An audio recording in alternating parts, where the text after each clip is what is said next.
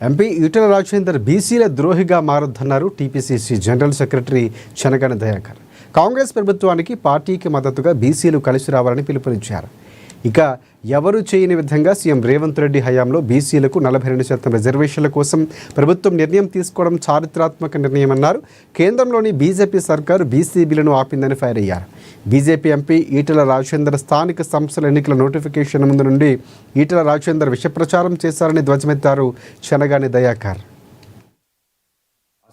ఈటెల రాజేందర్ గారు బీసీలకు ద్రోహం తలపెట్టేలా మారొద్దని నేను హితవు పలుకుతా ఉన్నాను.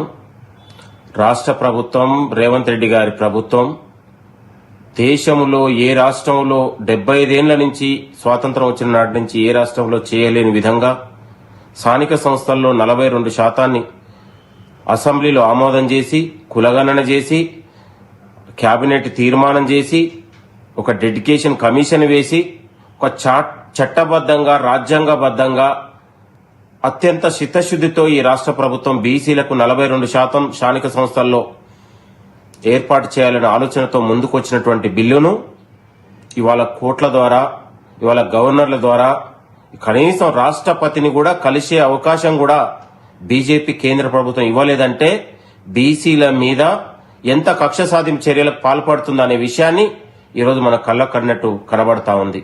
కాబట్టి నేను అంటా ఉన్నాను,